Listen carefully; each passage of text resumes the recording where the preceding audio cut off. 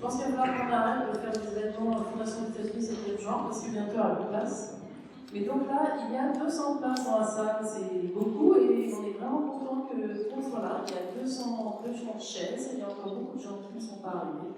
Donc en les attendant, on va commencer les petits discours, les présentations, et ensuite on lancera le film, c'est donc un ciné-concert. Les musiciens vont jouer des morceaux, certains qu'ils ont répétés, d'autres qu'ils ont écrits et d'autres qu'ils vont en partie improviser pendant la séance. Et ensuite rester pour un petit débat avec nous, avec Marion, que je vais vous présenter tout de suite, et avec les musiciens aussi, si vous voulez poser des questions sur la musique. Donc pensez à ça dans le film, si vous voulez leur demander pourquoi ils ont créé ce qu'ils ont créé. Moi, je n'ai pas encore entendu le concert. Donc Salomé, c'est un film qu'on voulait montrer dans le cadre du 7e genre, qui est un ciné-club qui se fait au Brady, que va vous présenter Anne Delarbre, sa présidente. Mais le Brady n'aime pas les films muets, parce qu'elle paraît que ça n'attire personne. Alors on va prendre une photo. Hein. Alors nous, on adore les films muets, parce qu'en plus, il n'y a pas de sous-titres en clair. Mais c'est pas vrai, en fait, il y a des sous-titres dans ce film, car les films muets étaient déjà très parlants, c'est bien pour ça qu'on a inventé le film parlant. Mais donc, c'est tout au fond. Vous allez avoir du mal à lire les sous-titres, mais c'est pas un anglais très compliqué. Et de toute façon, l'histoire a bien peu d'importance finalement. Vous allez pouvoir apprécier ce film pour son esthétique avant tout, et puis pour la musique, j'espère. Donc, le film est réalisé par Charles Bryant, qui était l'époux de Nazimova, la star du film. Et peut-être tu nous diras un petit peu plus sur ce mariage. Ce mariage de l'avant, on disait à l'époque, on ne disait pas blanc, on disait de l'avant. Et donc, Marion Polierstock est maîtresse de conférence en études cinématographiques à Rennes 2, est spécialiste du cinéma muet américain, et elle a écrit un livre, voilà, qui s'appelle Action, spectacle, idée, forme du cinéma muet américain. Est-ce que ça parle de ce film? Oui. Et alors je passe un tout petit peu la parole à Anne, qui passera la parole à Marion, votre invitée ce soir. Et je vais être rapide, c'est juste quelques mots sur le 7e genre pour celles et ceux qui ne connaissent pas encore. Le 7e genre, c'est une association entièrement bénévole, sans subvention, voilà, on s'autosuffit, si je puis dire. Et c'est un ciné-club avant tout, comme Anne disait, qui a une activité régulière aussi, le Brady, mais qui sera Strasbourg-Saint-Denis, donc dans le 10e, pas près d'ici. Et ça existe depuis 2013, donc on va fêter nos 7 ans déjà, au mois d'avril de cette année. Et le principe du ciné-club, c'est de programmer du cinéma dit de patrimoine, c'est-à-dire en gros des films ayant plus de 10-15 ans. Donc pas de nouveautés, on n'est pas du tout sur le créneau de Shang-Chi par exemple, ou d'autres festivals. Et le principe est celui du ciné-club, c'est-à-dire une projection qui est toujours suivie d'un débat assez fourni avec un ou une spécialiste du sujet. Donc ça peut être réalisateur, réalisatrice, scénariste, universitaire, critique, militant, on essaie de varier un petit peu les intervenants. Et le principe, c'est aussi de diffuser des films en général rares, voire très rares, voire inconnus. Et ça sera le cas notamment, j'en profite pour parler un petit peu des prochaines séances, du film du mois prochain, qui pour une fois ne sera pas programmé un lundi soir comme habituellement, mais un jeudi, puisque notre intervenant venu de loin ne pouvait pas le lundi, donc on l'a déplacé pour lui. Ce sera le jeudi 26 mars, et le film s'appelle Night Hawks. C'est un film de 1978 de Rodbeck, qui est inédit en France, et je salue encore une fois Anne, qui fait un boulot extraordinaire, non seulement à la Fondation des États-Unis pour préparer les séances, et plein de choses, mais aussi au Ciné-Club, puisqu'elle avait déjà fait les sous-titres du film du mois dernier, The Killing of Sister George de Robert Aldrich, qui était vraiment incroyable, et elle a également fait les sous-titres de Night Hawks, puisqu'il n'existait pas. Et donc, vous allez voir ce film inédit en salle en France. Et comme invité, nous avons plaisir d'avoir Richard Taylor, qui est un des monteurs du film, qui est très proche de Rodbeck, qui était à la jeunesse du film. Sachant que Rodbeck aurait beaucoup aimé venir, j'étais en contact avec lui, malheureusement, il est progressivement malade. Et il ne pourra pas se déplacer jusqu'en France, malheureusement. Voilà. Donc, ça sera le 26 mars. Et pour les 2 de fin de saison, le lundi 20 avril. On fêtera nos 7 ans avec Tony Marshall, parce qu'on passera pas de temps. Et ça sera aussi une forme d'hommage à Anémone. Donc là, on sera dans une comédie autour du détective sexuel, libertaire et féministe. Et c'est un film bizarrement qui n'est pas si vieux, parce qu'il date de 1994, et pourtant il n'existe quasiment pas de support. Il n'est jamais sorti en VHS ni en DVD, il n'est pas sorti en salle, quelques fois à la télé uniquement. Et on aura une copie de 35 000 net si tout va bien, je signale, c'est pas suffisamment rare. Et au mois de juin, le lundi 15, on finira la saison avec Julia, le Friends in Man, avec Jane Fonda et Sarah Levey, qui est un film vraiment intéressant, puisque ça raconte l'histoire de l'amitié amoureuse qui a réuni Liliane Hellman, la femme de Dashiell Hammett, mais aussi l'auteur de La Rumeur, la pièce de théâtre pour le film de Lilian Weyer a été adapté, que nous avions d'ailleurs presque au 7e genre. Et notre invité sera Gérard Duchossois, qui est programmateur à Cannes Classique, c'est-à-dire la programmation patrimoine du Festival de Cannes, et également programmateur au marché du Festival Lumière, donc un grand spécialiste du patrimoine et du deuxième combat en particulier. Je ne m'attarde pas plus, si vous voulez plus d'infos, on a un site internet, c'est le 7e-genre.fr, une page Facebook, le 7e genre, il y a des petits flyers sur l'association, et je laisse la parole à notre invité Marion. Merci beaucoup aux organisatrices de ce Zéro Cinéma de m'avoir invité. Je suis ravie d'être là ce soir pour la Fondation des États-Unis. Pour ce film, alors je vais pas être très long pour le début, donc il laissera beaucoup de place pour le débat. Anna Asimova, vous savez, fait partie de ces pionnières du cinéma américain qu'on a redécouvert récemment. Les coffrets DVD, il y a eu une rétrospective autour de Germaine Dulac, de Louise Weber, Marie Pickford, et aussi plus tardivement Dorothy Arzner. Mais peut-être qu'elle mériterait d'être un peu plus augmentée, et en faisant un peu de recherche, il n'y a pas tant de choses que ça sur Anna Asimova. Alors elle est actrice, effectivement, réalisatrice, scénariste, vous la verrez ici sous le nom de Peter Winters, qui est la scénariste du film sous un pseudonyme masculin, et productrice, puisqu'elle est effectivement la productrice aussi de ces films. Salomé, pour Anna Asimova, c'est un projet de longue date. Elle le nourrit depuis 1906. Pour une pièce qui a un destin très chaotique, qui est celui à la fois de son auteur, de Oscar Wilde, et puis de sa non-mise en scène, ou de ses difficultés de mise en scène autour de multiples censures, on pourrait y revenir, notamment des censures autour de cette fameuse danse des 7 voiles. Vous verrez ici le traitement que Asimova lui propose, donc par cette variation sur laquelle elle fait la danse des 7 voiles. Et donc c'est un projet cher à son cœur en tant que comédienne, de tragédienne de théâtre, puisqu'elle voulait monter dès 1906. Et puis elle va enfin pouvoir avoir l'occasion qui est très rare dans l'histoire du cinéma américain, de le mettre en scène. Comme le disait un critique de l'époque, c'est son enfant chez lui, selon ses idées et avec son argent, et on sait à quel point pour une femme, avoir son propre argent est important. Donc il s'inscrit dans un contexte dans sa carrière de 3 films, malgré elle a fait une certaine vingtaine de films.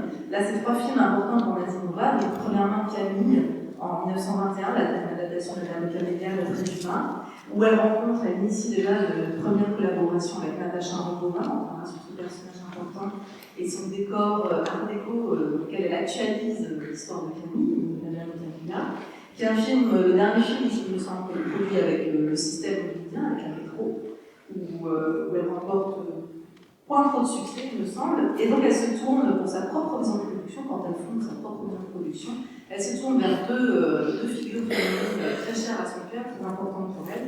D'abord Nora, qui est l'héroïne de la maison typique de Ibsen, puisque Asimova a fait naître sa célébrité aux États-Unis en interprétant ce grand moderniste, plus ou moins féministe qui était Ibsen, et notamment ce personnage de Nora dans la maison typique, où elle explore plutôt une forme de réalisme, et qui est sa première production. Et puis Salomé, donc ce personnage de Salomé, dans lequel tourne dans des studios qui avaient un budget considérable à l'époque pour ce type de production de 350 000 $, qui sera malheureusement un échec financier, mais peu importe, puisque ce film est resté jusqu'à nous, contrairement à la quantité qui a disparu. Donc il nous est parvenu et il marque vraiment une grande importance dans l'histoire du cinéma. Tout d'abord parce que c'est un pari très risqué, il faut mesurer quand même, l'audace et le courage qu'il a fallu pour Anna Asimova de faire ce film, un courage artistique tout d'abord, puisque dans la production hollywoodienne de l'époque, on pourrait revenir, je pourrais vous faire un petit cadrage, c'est un petit peu ma spécialité, le film est considéré comme arty, et artistique, c'est pas forcément un compliment, et c'est surtout pas un signe de bien-être box office, c'est un film qui va être sélectionnés dans des salles pour un public un peu spécialisé, on va dire. Outre, on a encore une fois l'audace qu'il fallait pour la collection de Wayne, qui est suivi de la réputation qu'il avait déjà au début du siècle. Donc, un courage artistique de faire un film artistique, pour aller faire un film artistique qui n'est pas un film d'action ordinaire qui ne rentre dans aucune case, en fait, véritablement, même si on verra l'utilisation du cinéma d'époque, c'est surtout pas un film d'action, il est qualifié, selon l'auteur elle-même, l'actrice elle-même, de historical fantasy, une espèce de fantasy historique. Et puis, surtout, un grand courage, on va dire, esthétique et éthique de remettre en jeu comme ça une sexualité transgressive, celle de la pièce, mais aussi celle on verra de la figure Mazinova, avec son androgynie, avec sa forme de féminité propre à elle, et puis une redisposition de la question des positions de genre au début des années 20, tout à fait bancaire, tout à fait étonnante, et pour dire, voilà, un des critiques de l'époque reprochait au film qu'il était trop enfant, trop garçon manqué, et puis qu'elle manquait d'érotisme féminin. Alors je voudrais pas en juger, ce n'est pas mon avis du tout, mais c'est un petit mot quand même sur la possibilité pour certains de recevoir ce film et son propre érotisme, son homo-érotisme aussi, à sa sortie. Alors, j'en dirai pas plus, juste quand le film sort dans certaines salles américaines, alors pas beaucoup, New York, Los Angeles, j'ai pas beaucoup de traces, il y en a pas. Il est accompagné par, comme ça se faisait selon l'époque, une musique qui est plus ou moins liée au thème, plus ou moins liée à l'histoire du film. Donc, Richard Strauss, hein, ça nommait Richard Strauss. Voilà, donc c'était un peu les musiques qui accompagnaient le film à l'époque. En France, j'ai pas trouvé, il sort en France, et j'ai pas trouvé de signe de l'accompagnement musical. Donc, pour dire que ce soir, on va être accompagné par la compagnie à la fête, c'est ça. Voilà, la fête, voilà, précisément à la fête, et que c'est une grande chance d'avoir les films en ciné-concert. Certes, c'est du patrimoine, ce sont des films vivants. Et puis le cinéma muet n'était pas muet, il était très sonore et surtout très musical. Donc, je vous souhaite une très très bonne soirée, très bonne projection. À tout à l'heure.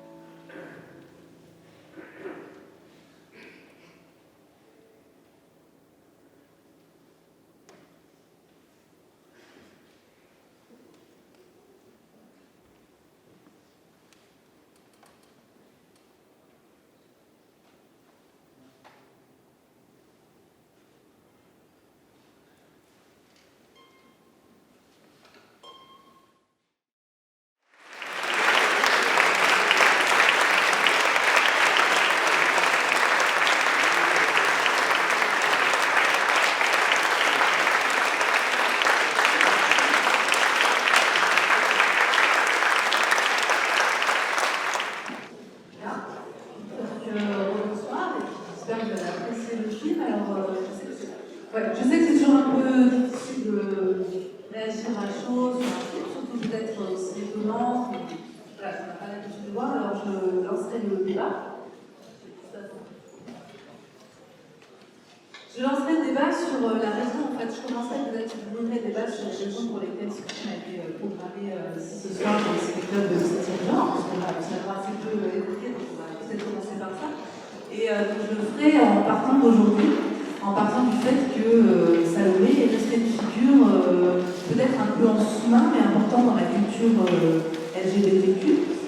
Donc elle est restée, et notamment j'ai découvert un peu en faisant des recherches pour ce soir une installation, une performance de deux artistes, Pauline Boudry et Mathieu Lorenz, de 2009, qui s'appelle Salomania, et qui reprend qui font notamment danser une danseuse devant l'écran projetant la scène de la danse des 7 voix de Zéboire, et donc qui interroge cette figure de Salomé aujourd'hui, qui interroge sur cette Salomé manie, Salomania, cette manie de cette figure, depuis en fait, qui a marqué comme ça la culture LGBT depuis la pièce d'Oscar Wilde. Donc on pourrait partir d'aujourd'hui, de 2009, continuer à remonter un peu, c'est aussi quelqu'un qui a été, en tout cas la Nazimova, les transformations qu'ont subi Salomé ont été importantes pour des groupes culturels new-yorkais underground des années 70. Je pense notamment, rapidement, il y a un film de 1973 du groupe autour d'Andy Warhol qui s'appelle The Broken Goddess, donc la divinité, le dieu cassé, avec, excusez-moi, je ne suis pas spécialiste de la période, donc j'ai noté son nom, donc l'artiste transgenre Olivia Goulon, peut-être que certains connaissent mieux que moi. Donc on a cette figure qu'on peut suivre qui est un hommage en fait à Nazimova aussi. Et puis donc on peut revenir aux années même de 1922, puisque le film sort fin 1922 et début 23, et donc de la création très audacieuse, très osée de ce film, pour plein de raisons, voilà, je vous laisse aussi, n'hésitez pas à m'informer si vous avez des questions, pour un contexte peu favorable à l'expression de l'homosexualité, à l'expression en général de sexualité transgressive, voilà, qui veut introduire du doute, du trouble dans le genre, comme on dit. Donc pour une Hollywood, on y reviendra, sans doute il y aura des questions qui commencent à resserrer les trains de la censure, notamment après différents scandales qui ont marqué Hollywood, notamment le scandale Christian Bale. Donc c'est 21-22, c'est exactement le temps. Voilà. Et puis un autre élément, dont je parlerai juste après, j'ai découvert par là de recherche qui est extrêmement intéressant.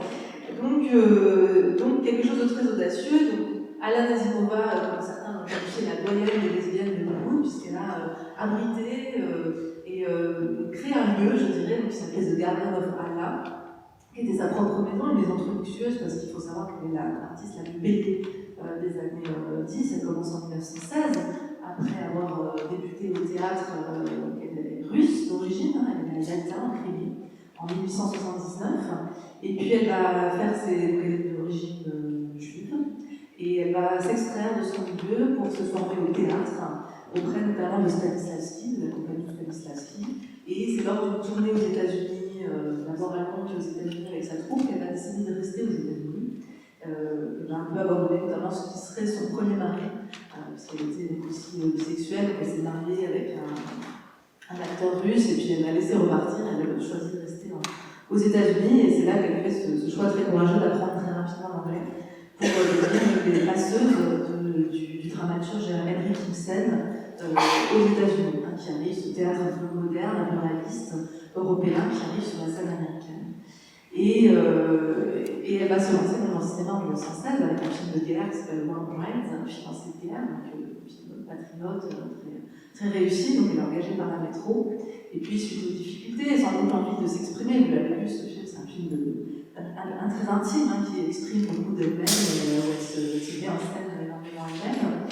Au-delà, j'ai envie de dire, de la figure de star qu'elle est aussi, évidemment, avec tout ce que ça implique de self-publication, de publicité de soi-même aussi. Donc elle se lance dans sa propre production et avec ce film, je l'ai dit au début, qui me tient très à cœur.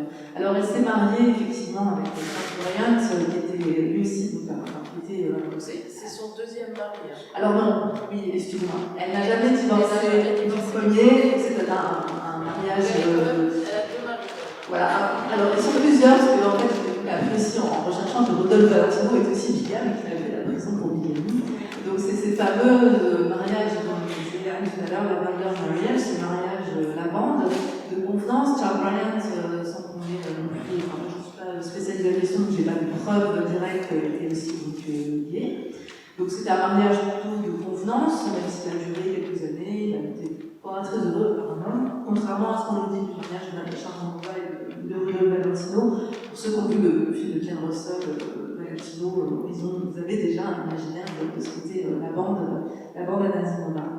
Donc un film resté célèbre, je ne parle trop déjà, je vais vous laisser passer la parole d'un film resté célèbre pour son casting, qui selon Kenneth Anger, c'est plutôt quelque chose qui est établi à partir de Kenneth Anger, serait entièrement gay.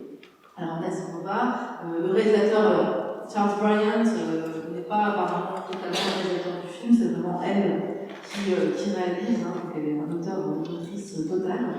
Et puis Natacha Ramova, alors pareil, c'est une figure extrêmement intéressante, vous aurez peut-être des remarques, des questions, n'hésitez pas. Voilà, Natacha Ramova, qui s'appelait en fait la Natacha Ramova, c'est cet imaginaire russe décadent européen sur lequel on va revenir, qui est extrêmement important dans ce film.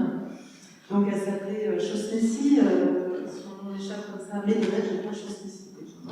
Elle était donc américaine, et puis elle va se former au ballet, elle aussi elle doit échapper à sa famille, ce sont des femmes qui échappent comme ça aux conditions qui leur sont faites. Elle se forme au ballet, et au ballet russe notamment, parce que vous avez vu, donc, une des références essentielles du film, c'est Aubrey Beardsley, le dessinateur qui avait illustré la Salomé de Oscar Wilde, un dessinateur symboliste, décadentiste, fin de siècle, qui est mort très très jeune à l'âge de 25 ans au tout début du XXe siècle.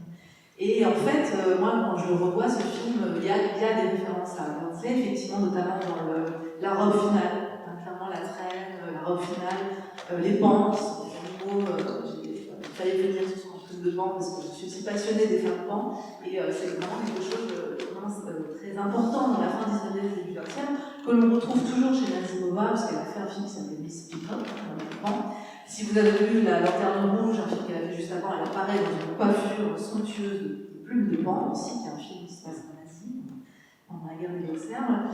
Donc, ce décadentisme fin de siècle est là, dans sa traîne, dans sa robe, dans le rêve avec les pans blancs, voilà, on a quelques traits de Beardsley, mais en vérité, à mon avis, l'influence artistique majeure, ce sont les ballets russes. Donc, ça me permet de revenir à Natacha Ramova, qui fait sa formation au ballet dans les ballets russes. Et notamment, elle rencontre un danseur important qui s'appelle Théodore Kozlov, qui va être son premier compagnon, alors qu'elle n'a que 17 ans, qui est déjà beaucoup plus âgée, elle se lance comme ça dans l'aventure. Et il va l'emmener à Hollywood, puisque Kozlov est engagé par Hollywood pour faire des costumes et faire des chorégraphies, notamment dans les films de Cécile B. 2000. Donc, c'est un film qui m'intéresse beaucoup, parce que c'est une de mes spécialités, le film de 2000. Et Ramova va en fait être un peu d'abord l'ombre de Kozlov, puisqu'il va lui piquer ses idées, ses costumes, ses idées de mise en scène, de chorégraphie, un peu comme ça. Donc, on y reviendra si vous voulez, sur la danse du corps à la chorégraphie. Et donc elle va aussi s'émanciper par la rencontre avec Nazimova, qui, comme je le disais au début, est une figure importante pour une émancipation, je pense qu'elle le sont, une revendication à demi-mot, puisque, encore une fois, dans le contexte hollywoodien et américain, donc le contexte, on va dire, Hollywood et l'Amérique de l'époque, on ne peut pas ouvertement parler de son homosexualité. En revanche, on peut vraiment la mettre en scène, et je pense que dans ce film, ça se sent. Alors, je ne sais pas si vous avez déjà des questions, j'ai donné beaucoup de choses là. N'hésitez pas à musiciens, aussi. Ouais. Excusez-moi, mais j'avais justement une question pour les musiciens. Je me demandais si vous avez... J'ai une question pour les musiciens. Je me demandais si vous aviez travaillé à partir de thèmes particuliers liés à l'œuvre. Comment est-ce que c'est de l'improvisation, mais qu'est-ce qui a été le point de départ? Est-ce que vous voulez que je demande en anglais ou... Non, ça va commencer. Alors, vous avez des idées? Oui, on a commencé avec, en fait, on a vu des versions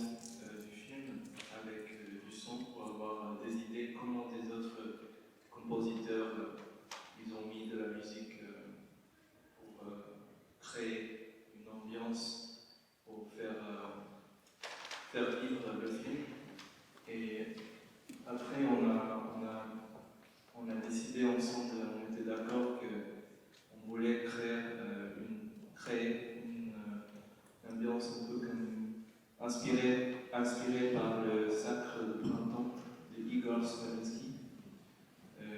On trouvait que, oui, et Debussy aussi. Si vous vous souvenez, en fait, les mélodies, tout était improvisé sauf la danse. C'était un morceau de Debussy. Le danse, c'était un morceau de Debussy. Le premier livre, le prélude, s'appelle Les Automnes dans le mer du soir. Et pour le reste, c'était vraiment. Oui, Sergio. Il y avait une structure dans l'improvisation.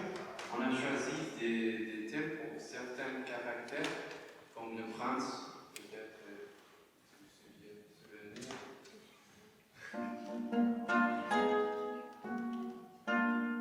Et le prince, parce que c'est quelque chose de majestique et tout ça.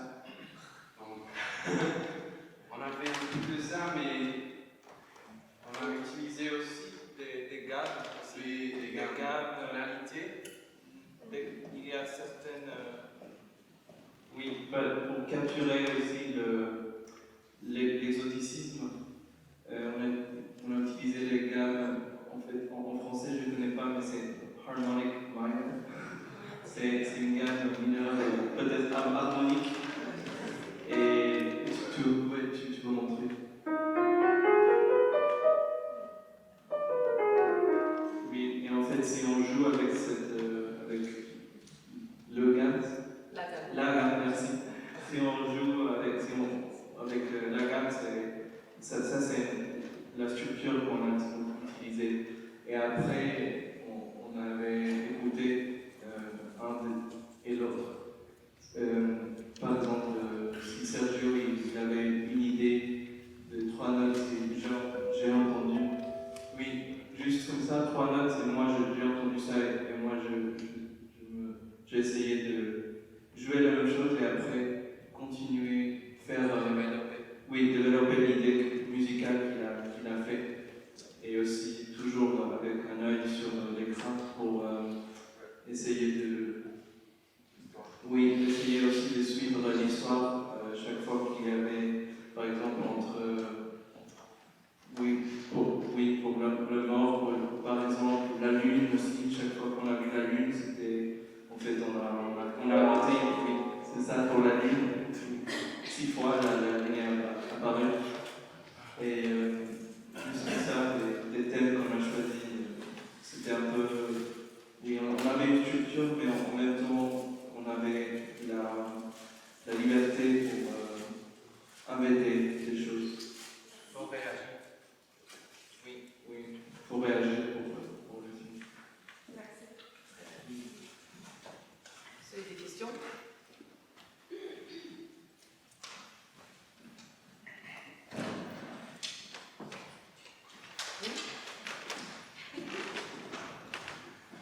Je peux parler. J'ai une question. Je n'ai pas bien compris pourquoi, quand la lune est apparue à la fin, et Salomé avait l'épée. Et j'aimerais savoir pourquoi, dans ce moment-là, le prophète a été tué, mais je ne sais pas pourquoi, et j'aimerais savoir s'il y a une explication de pourquoi, après, le prophète a été tué. Je n'ai pas bien compris pourquoi. Comment ça s'est passé? Donc la question c'est pourquoi le prophète est tué, pourquoi Yochanan a été tué? Non. Pourquoi il est tué avec la lune? Avec la lune. Alors la lune, comme ont très bien dit les musiciens, ils l'ont très bien surtout mis en musique, c'est un élément qui peut être à la fois symboliste, décadent, qui va rythmer, effectivement, qui va être un symbole, une image retour comme ça du film. Vous avez remarqué, c'est un film qui va du coup retourner sur certaines images. C'est un huis clos, vous avez tous remarqué, il y a 2 lieux, la terrasse et la salle de banquet. Donc on est sur un univers très organique, qui se passe uniquement la nuit. J'ai lu un entretien d'un des cadreurs du film, qui était Paul Ivano, qui était l'assistant de Charles Munger, qui a été aussi vraiment le maître rover sur le tournage. Et donc il disait la difficulté de ce film c'était de tourner la nuit. Alors bien évidemment c'est tourné en studio, c'est tourné la nuit, mais ils ont créé l'ambiance de nuit. Et donc il y avait un sacré travail de, ça ne voit peut-être pas trop, mais enfin, si ça se voit parce qu'on a la copie un peu abîmée, d'éclairage. Alors la lune, voilà, elle revient en motif symbolique qui est inspiré bien évidemment du symbolisme de la fin du 19e, du décamotisme, qui est déjà chez Oscar Wilde. Moi je suis pas spécialiste de Wilde, mais je pense que ce motif de la lune est vraiment important. Et il revient parce qu'elle est à la fois, c'est marrant parce qu'elle est juste devant moi, là, sur cette presse, c'est à la fois, je pense, un symbole de mort. C'était dès le début, la mort regarde ce jeune page, un personnage un peu étonnant, ce jeune page dit voilà, la lune est là et elle est comme c'est regarder les choses mortes. Donc c'est quelque chose de semi-mélancolique, d'un peu morbide, c'est un film qui a quelque chose d'un peu morbide aussi. Il est question de nécrophilie, d'inceste aussi, de désir hétéro et homosexuel, facilement. Donc la lune, c'est aussi autour de tout ça, cette espèce de... Voilà, ça c'est quelque chose qu'on retrouve beaucoup dans les constructions des films muets, une image symbole qui revient pour commenter le récit. On n'est pas dans un film d'action, on est dans un film de spectacle, oui, en tout cas d'attraction, on va revenir sur la scène de danse, d'attraction, d'exhibition, de voyeurisme aussi, un film d'idées, ça je pense que c'est un film vraiment qui pense, qui réfléchit, qui a une forme aussi de spiritualité. D'ailleurs c'est comme ça que Nazimova a un peu sauvé son film de la censure, c'est qu'elle a mis en avant l'adaptation entre guillemets biblique et spirituelle, en disant que c'est un film sur l'antiquité, etc. Et voilà, la lune peut venir commenter aussi ce symbolisme qui a un fonctionnement possible du cinéma muet, rare et courageux, mais qui voilà, tout n'est pas action.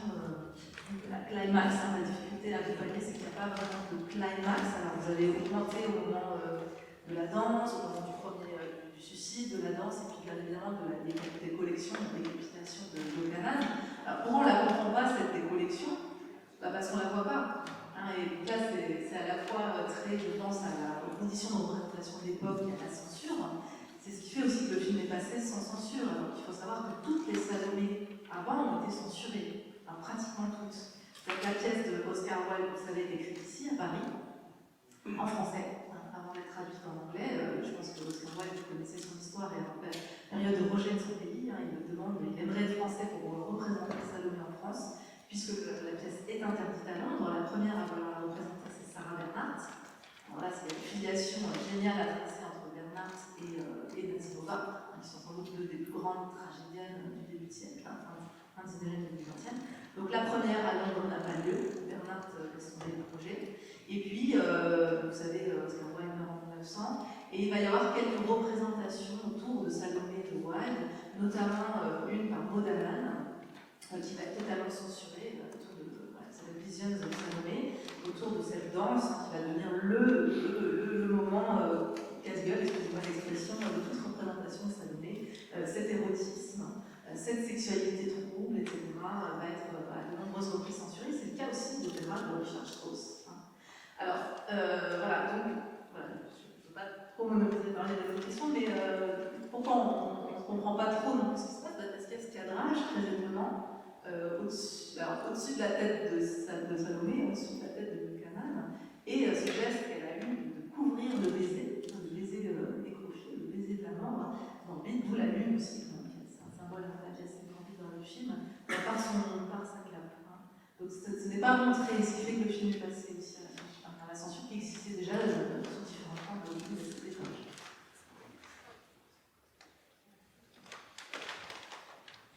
Oui, parce que donc la censure va s'organiser suite à ces films. La censure va devenir très organisée, celle qu'on connaît de 1933, je crois, à 1967. En fait, la censure existait avant, et c'est bien parce que la censure existe que Hollywood va organiser sa propre autocensure. C'est pour éviter la censure d'avant l'autocensure. C'est-à-dire faire des films pour ensuite être censurés, ça coûte très cher, alors que s'autocensurer, ça permet d'éviter de faire des films qu'ensuite on ne peut pas montrer. Alors là, il y a une espèce d'aval au niveau du scénario, puis au niveau du premier cut, puis enfin, quand le film sort, il y a l'aval du comité de censure qui est en fait hollywoodien. Donc on est avant 1933, on parle souvent de cette période comme d'une période de grande liberté, mais en fait la censure existe déjà, et de toute façon la censure, c'est pas le cinéma qui a inventé la censure existe au théâtre et dans la littérature, et les histoires de la censure montrent très bien que depuis toujours, en fait, le cinéma, tous les arts vont prendre vont argumenter qu'ils adaptent un autre art pour ne pas être censuré, un art plus noble, donc le théâtre, la littérature, etc. Et puis la Bible. Le fait d'adapter la Bible permet de parler puisque la Bible parle de tout, ça permet de parler de Sodome et Gomorrhe, etc. Donc Salomé fait partie de ces films qui ont aussi, et comme tu disais aussi, c'est une époque de grands scandales à Hollywood qui sont plus ou moins justifiés. Les historiens montrent que finalement, c'était aussi beaucoup monté en épingle par la presse. Mais 1920-1921, c'est donc l'année du scandale de Fatih Erbakan qu'on a mentionné tout à l'heure, et où il y a une jeune fille qui en plus s'appelle Virginia Raab, R-A-2-P-E, parce que dans le V1P, ça fait viol en anglais, et ça s'appelle Virginia, et donc elle meurt étouffée, soi-disant, par Fatih Erbakan, qui était très gros. Finalement, en fait, c'est pas du tout ça qui s'est passé. Dans ce qu'on a dit être une orgie sexuelle, a priori non plus, c'est pas ça qui s'est passé. Mais enfin bref, Hollywood a une très mauvaise réputation, mais en partie aussi parce que des gens comme Nazinova ont des salaires mirobolants et donc font des soirées où ils dépensent tout leur argent et avec aussi des costumes, des robes et aussi des contrats, des stars que les studios obligent à se présenter en public comme extravagantes, etc. Donc tout ça est une espèce de cercle qui va finir par retomber sur Hollywood. Parce que le but est toujours d'aller vers le scandale, parce que le scandale fait vendre, mais ne pas aller trop loin, parce que sinon après, ça casse la manne. Tout à fait, c'est là qu'on voit l'intelligence de Diana Nazinova, parce qu'elle fait ce film en autoproduction, donc elle est entre guillemets en roue libre, elle aurait pu faire ce qu'elle voulait, et elle a vraiment l'intelligence de cibler dans le juste milieu. Alors elle va avoir du mal à distribuer le film étant autoproduite, mais elle va quand même trouver compagnie et justement éviter la censure, y compris dans ses figures féminines. Parce que vous avez à la fois qu'elle échappe à la vampe, ce qu'on appelle la vampe à l'époque, le vampire, qui est incarné notamment par Taylor Lara, une actrice très marquée de ce rôle de femme fatale, et qui fait une Salomé en 1918 pour la Fox. Donc, la première version déjà en 1918 de Salomé, qui passe, Alcide Barra, et aussi cette figure de mangeuse d'hommes, très froide aussi, de vampire, comme on dit. Donc elle va, vous voyez, par exemple, elle va trouver sa niche très féministe, moi ça fait vraiment assez féministe, entre cette vampe. Bon, elle laisse totalement de côté pour ce film la femme victorienne, qu'on peut retrouver dans ce cinéma des années 10 et 20. Et puis elle va trouver sa place, alors qu'elle a déjà 43 ans, dans ce qu'on appelle la flapper. C'est ce qu'on appelle aussi la new woman, la nouvelle femme. Et ici, la flapper, c'est la jeune fille des années 20, du jazz age, dont les cheveux ont été bobbed, raccourcis cette coiffure au carré qui va devenir la coiffure du jazz age des années 20, la jupe aussi à raccourcis, dont on la voit parfois aussi travestie, en costume, avec un attribut masculin, plus masculin, notamment je pense à Béatrice Joy, qui aussi se travestit en écran. Donc Nazinova va trouver sa place aussi très intelligente dans ses figures féminines, pas tout à fait femme fatale, au début elle est plutôt ingénue, on a beaucoup de boyishness à propos d'elle, d'enfantisme, d'ingénue. Vous avez remarqué les transformations de costumes sur scène, c'est quand même assez étonnant aussi. Et puis voilà, cette perruque blanche, blonde, aussi qui va lui donner une autre figure plus futuriste, et puis à la fin on la retrouve vraiment en femme symboliste, cette grande cape et ce turban. Mais elle trouve comme ça une place dans les différentes figures de féminité, sinon de féminisme de l'époque. Ça montre une très grande intelligence qui a su échapper à la censure, en connaissance de cause, puisque, outre les scandales, il y a aussi le meurtre d'un réalisateur, c'était William Descamps-Taylor, dans lequel est impliqué des grands stars de l'époque, qui Isabelle Normand, enfin, on passe aussi tous ces scandales, effectivement, plus ou moins organisés par Hollywood. Vous avez quand même un vrai débat qui part d'Angleterre, mais qui est très populaire lancé par un député anglais antisémite, homophobe, tout ce qu'on veut, raciste aussi. Et donc il va écrire en 1918 un article qui s'appelle Le culte du clitoris, où il accuse justement l'actrice, la comédienne qui a joué Salomé, donc cette fameuse Maudalene dont je parlais tout à l'heure, d'être en fait l'objet d'un complot allemand visant à introduire des homosexuels dans le pouvoir anglais et à le détruire comme ça de l'intérieur. Vous avez par exemple toute une campagne, il faut voir aussi le contexte très dur, d'homophobie, qui va vraiment perdurer aussi en Angleterre et aux États-Unis, et dans lequel Nazimova a conscience aussi qu'on sort de ce procès, parce qu'il y a eu un long procès en fait. L'actrice a mis en procès pour diffamation cet auteur, ce député, qui organise une revue dans laquelle il publie sa paranoïa du complot. Et elle va perdre ce procès malheureusement, mais c'est juste avant, donc en 18, 19, 20, et ça a un retentissement aussi aux États-Unis, donc elle sait ce qu'elle fait en 22, quand elle décide, enfin 21, quand elle décide de mettre en scène Salomé, et encore une fois c'était un pari risqué, et économiquement, oui, perdu économiquement, et réussi, puisqu'on l'a vu ce soir.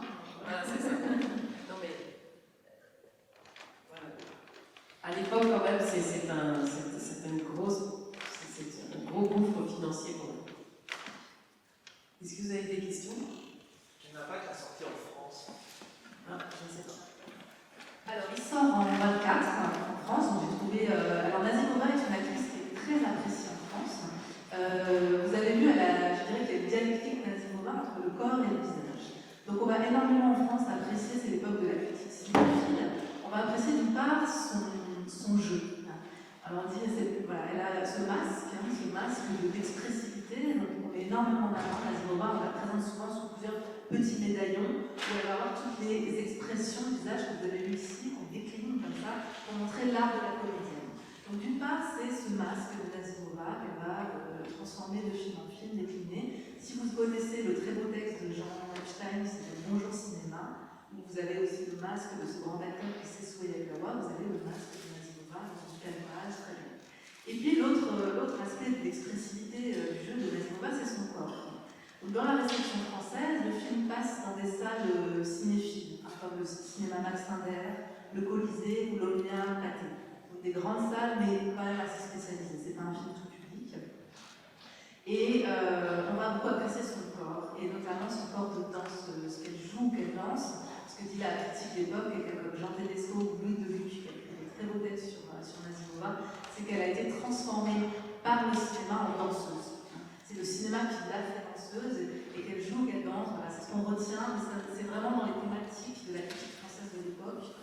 On aime cette expressivité du corps parce que le cinéma est un art visuel et il doit passer par le visuel. Alors je lui dis, elle n'est pas mime, il rejette, on va parler de mime à propos justement de Soyagawa ou d'autres actrices très expressives de l'époque qui ont aussi une grande dépense de costumes, je pense à Malmeret, ou en France, Asta Nielsen, je sais pas si vous avez cette grande actrice danoise qui a joué justement Hamlet, qui se travestit aussi à la même époque pour jouer Hamlet, et j'ai noté. Hamlet arrive juste avant aussi de Salomé de Nazimova, donc je pense qu'elle s'est inspirée aussi de ces films européens qui ont aussi une forme de liberté à la fois dans les genres, et puis je dis comme ça en passant, on pense aussi au cabinet de Victor Cavalli dans le décor. Donc le film est plutôt apprécié. Je pense pas qu'il fera un grand succès, mais voilà, on aime Nazimova et on a une star en France en 24. Après, elle sera un petit peu plus oubliée. Je vous propose, si vous voulez bien, de continuer la conversation en venant nous voir. On va descendre de la scène, les musiciens, vous pouvez venir nous parler, continuer à poser des questions, vous discuter entre vous. Et voilà, on ne vous chasse pas, mais on vous remercie et bonne fin de soirée.